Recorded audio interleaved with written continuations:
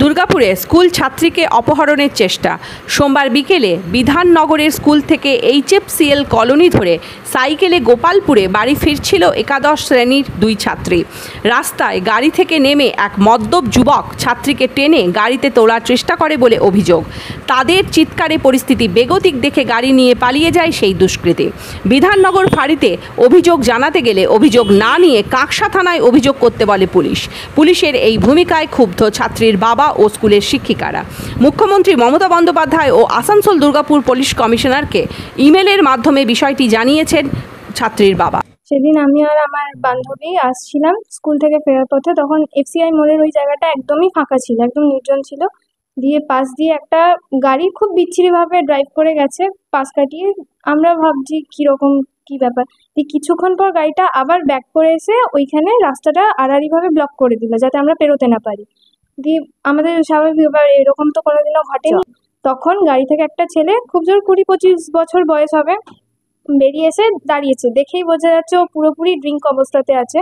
তো তাও ভয় সাইড দিয়ে পেরোতে গেছি, তখন ছেলেটা, আমি আগে ছিলাম, আমি পেরোতে গেছি, তখন ছেলেটা আমার বুকের কাছে জামাটা ধরে ও টেনে আমাকে গাড়ির ভেতরে ঢোকানোর চেষ্টায় ছিল। প্রচণ্ডই আতঙ্কে আছি, কারণ ফার্স্ট টাইম এটা এরকম ভাবিও নি যে এরকম কিছু একটা হতে পারে। আর ওইটার সামনেই একটু গেলেই ফ্ল্যাট আছে, তো ওইটুকু রাস্তার মধ্যে এমন কিছু হবে কখনোই ভাবিনি। আমাদের স্কুলের পিছনেই যে ফাঁড়ি আছে সেইখানে আমরা টিচারদের দিয়ে, ওই দুটি মেয়েকে দিয়ে এবং তার একজনের গার্জিয়ানও ছিল সঙ্গে, তাদের থানায় পাঠানো হয় ইনফর্ম করার জন্য। সেরকম ভাবে ওনারা আমাদের যে খুব কোনো FIR তো করেনি বা জিডিও করেননি, কিন্তু ওনারা যেটা বললেন যে কেন মেয়েদের একা একা ছাড়েন, কেন অভিভাবক দিয়ে পাঠান না, ভগবানের নামে ছেড়ে দেন কেন রাস্তায়, এই ধরনের কথা।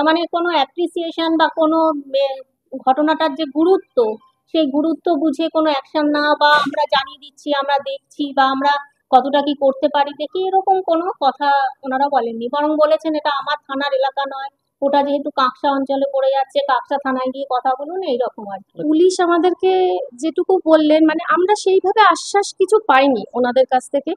আমরা পেট্রোলিং করার কথা বলেছিলাম আমাদের এরিয়াটা।